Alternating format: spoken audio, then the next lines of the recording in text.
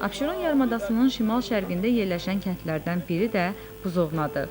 Azərbaycanın ən qədim yaşayış məskənlərindən biri olan bu kənd dənizlə əhatələnib və istirahət üçün çox əlverişli coğrafi mövqeyə malikdir. Təsadüfi deyil ki, orta əsrlər dövründə Buzovna ərazisində Şirvanşahlar dövlətinin yay istirahət məskənləri olub. Özünə məxsus adətlərə, mənəvi və əxlaqi dəyərlərə malik olan Buzovna kəndi qədim tarixi memarlıq abidələri ilə də çox zəngindir. Buzovna özünün tarixi şəxsiyyətləri ilə bu gün də fəxr edir. Kəndin tarixində şərəfli iz qoyan, Buzovnalıların dili ilə desək, xalq qəhrəmanı Hacı İskəndəri kənd cəmaatı böyük iftixarla yad edir. O, ötən əsrin əvvəllərində Azərbaycanlılara qarşı soyqırım siyasəti həyata keçirən erməni silahlı birləşmələrinə qarşı döyüşdə göstərdiyi şücaətə görə Buzovnalıların fəxrinə çevrilib.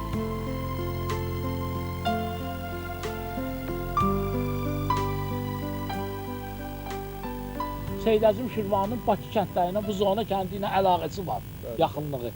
Buzovna kəndində onun oğlu Mir Cəfərin qəbri ki, Seyid-Əzimin şeirlərini oxursunuz. Cəfər, ey nuri didə-i seyyid, qönçə-i növrəsidə-i seyyid, üləma haqqını riayət qıl, əhl-i elmə həmişə hörmət qıl. Demə bu kafir ol, müsəlmandır, hər kimin elmi var, o insandır. Bu Cəfər onun oğludur.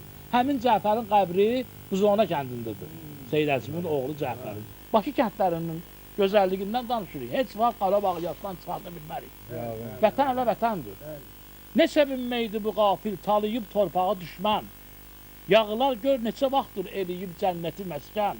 Silahı al ələ, cəng et, vətənin əskərisən sən. Bəlkə bu xalqa, bu torpağa sevinmək ola mümkün. Olacaq xalqıma bayram, Qarabağ azad olan gün.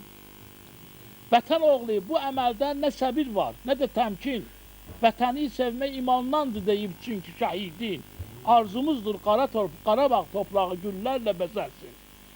Başqa bayramda ürəkdən bu qədər olmayaq üzgün, olacaq xalqıma bayram, Qarabağ azad olan gün. Sultanı bu dərdlər ilə qələbə şad edər ancaq. Şuşada, Çıdır düzündə qurulaydı kəşki novraq. Vətən əskəri vüqarla qalaya asaydı bayraq. Millətin arzusu yoxdur, ola bu arzudan üstün. Olacaq xalqıma bayram, Qarabağ azad olan gün. Sağ olun, Sultan.